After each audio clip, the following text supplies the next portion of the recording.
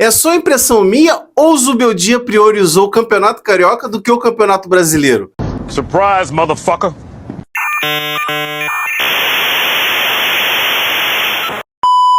Fala galera, eu sou Guilherme do canal Somos Fluminense. Aqui temos vídeos do Fluminense diariamente, com muita irreverência e com muita notícia exata para você. Fique nesse vídeo e vamos discutir um pouquinho do que foi esse jogo do Fluminense contra o Palmeiras no Campeonato Brasileiro.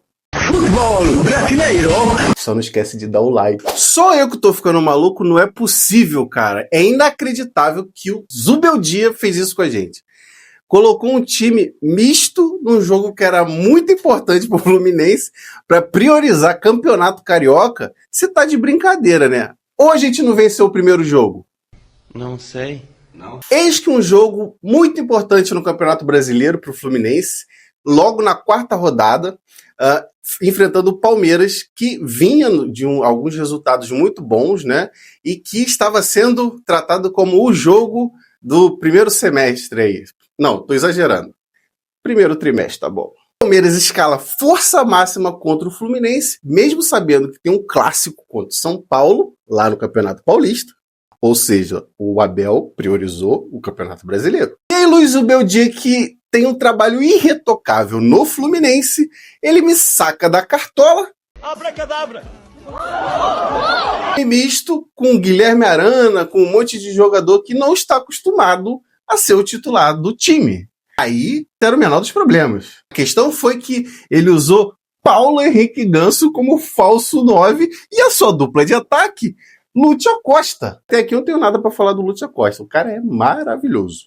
Ou seja, o Fluminense entrou perdido em campo, com o Palmeiras pressionando, e em pouco mais de 10 minutos, 12 minutos, já estava 2-0 para o Fluminense. Que eu quero uma pausa dramática, porque essa Globolist, vou te contar, hein? É pênalti pro Flamengo, os caras vão até no útero da mãe de quem quer que seja para ver se é pênalti ou não.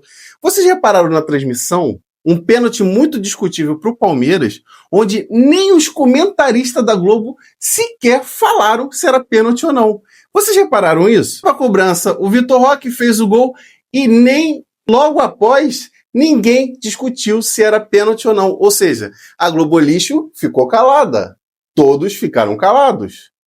E aí o que acontece? Se fosse o Flamengo, meu Deus, olha só! Aí põe a lupa, põe a câmera 4K, câmera gamer, chama o repórter. Cara, é inacreditável o tempo que eu perco vendo o jogo na Rede Globo.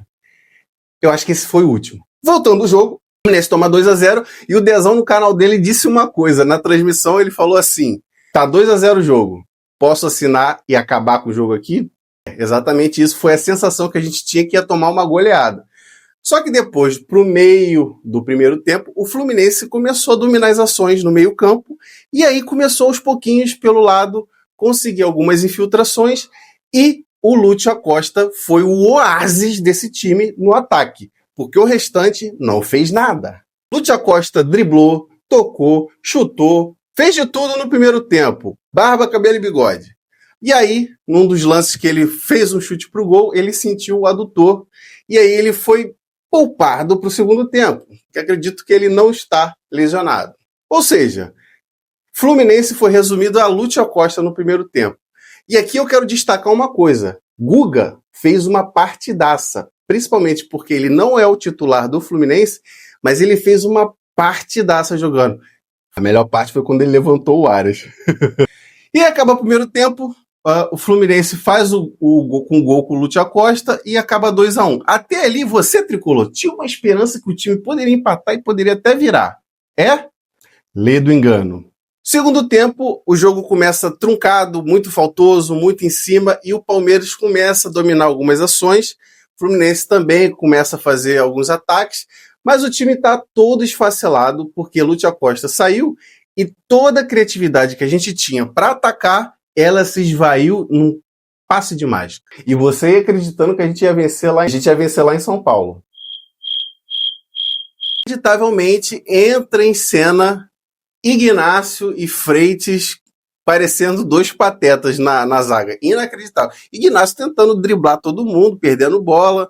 E assim, Mário Bittencourt e o Matheus Montenegro, por favor, traga logo esse zagueiro. Não estamos aguentando mais. Assim, o jogo só não foi mais pro Palmeiras porque eles foram incompetentes e o time totalmente desfacelado. Se você parar para pensar, acaba o segundo tempo, de titulado, a gente só tinha o Fábio, que jogou, o John Kennedy, que entrou no segundo tempo lá pro finalzinho para substituir o Ganso, e mais ninguém. O restante era tudo, o time reserva completamente, jogou mais 25 minutos com o Palmeiras, na casa deles, com o time praticamente reserva.